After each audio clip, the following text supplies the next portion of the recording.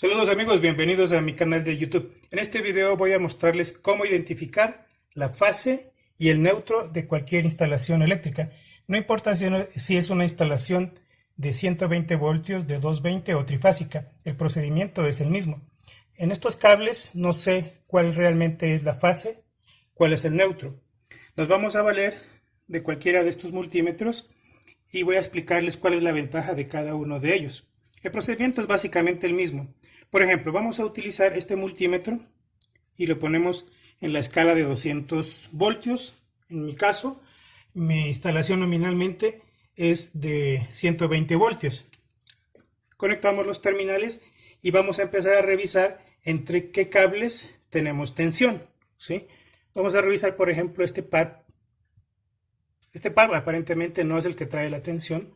Vamos a revisar este segundo par. Aquí tenemos 115, 116 voltios. Quiere decir que este par es el que trae el voltaje. Ahora vamos a determinar cuál es la fase y cuál es el neutro. Vamos a hacer de la siguiente manera. Generalmente tenemos un cajetín metálico y lo que vamos a hacer es lo siguiente. Ponemos un terminal en uno de los cables y revisamos con respecto a la carcasa. Si tenemos algún tipo de voltaje, ese hubiese sido el cable de la fase. Ahora cambiamos. En este caso tenemos 104, 107 voltios. Quiere decir que este cable rojo es la fase, ¿sí? Es muy fácil determinar de esta manera cuando tenemos un punto de referencia. Hay en ocasiones que no tenemos un cajetín metálico, sino simplemente dos cables. ¿Cómo se puede hacer?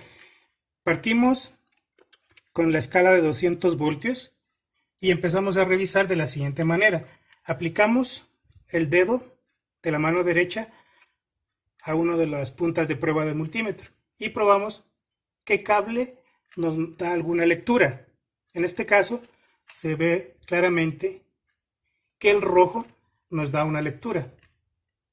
No tiene que darnos necesariamente los 120 voltios, sino un voltaje que supere 50, 30 voltios. Eso depende de la impedancia del multímetro. Voy a mostrarles con este otro multímetro cómo la impedancia influye.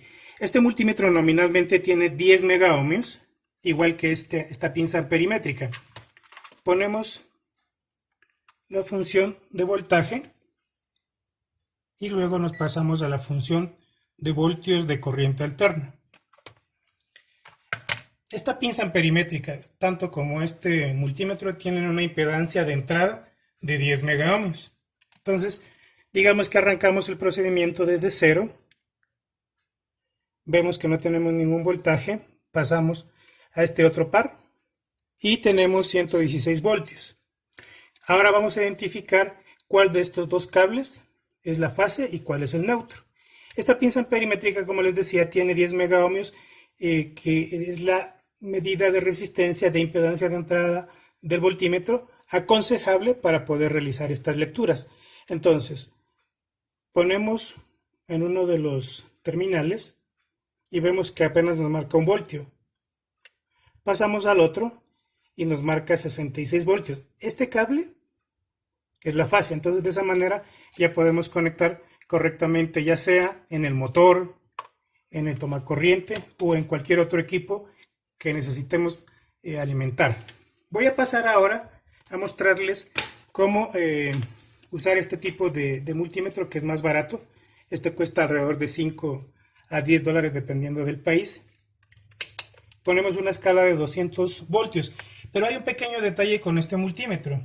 La impedancia de entrada es de apenas de 1 megaohmio, a diferencia de estos dos que son de 10. En este caso es más difícil realizar la medición, la identificación de la fase y del neutro con el segundo método. Entonces vamos a arrancar a hacer todas las mediciones con este multímetro. Entonces vamos a revisar el primer par. Vemos que no tenemos voltaje. Pasamos al segundo par.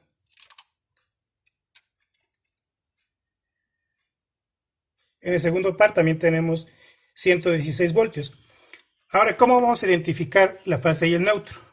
Si tenemos la ventaja de tener un cajetín metálico, vamos a tener una medida de voltaje un poco menor porque la impedancia de este instrumento es menor. Pero en cambio, cuando intentamos hacer la medición de la misma manera que con los otros multímetros de mayor impedancia, no tenemos una medición, sino apenas de medio voltio, como pueden darse cuenta. Aquí tenemos en 0 prácticamente. Y aquí tenemos 0,4, 0,5, ¿sí? Este tipo de multímetros nos dificulta la identificación de la fase y el neutro justamente por la baja impedancia y no es recomendable para las instalaciones eléctricas semiprofesionales o profesionales. Puede servir siempre y cuando, vuelvo a insistir, tengamos un punto de tierra para poder realizar la medición. En la segunda parte del video voy a mostrarles, una vez que haya conectado el toma corriente, verificamos que haya quedado correctamente. Bien, una vez que hemos identificado fase y neutro, como se dan cuenta aquí dice hot wire, se refiere a que en este terminal va la fase y en la parte de abajo va el neutro. Entonces voy a conectarlo de esa manera. Un dato adicional respecto a los cables y a los colores es lo siguiente.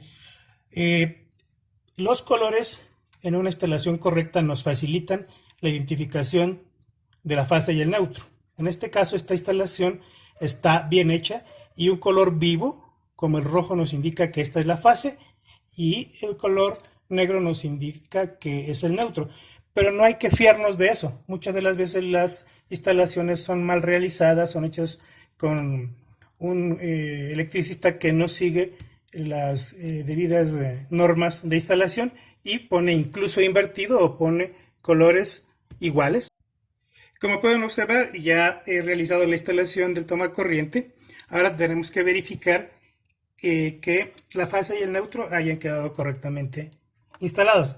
Este terminal es de la fase y vamos a referenciarlo respecto del cajetín metálico y tenemos 109 voltios aproximadamente. Eso indica que está bien. Revisamos el otro y nos da un valor de 0.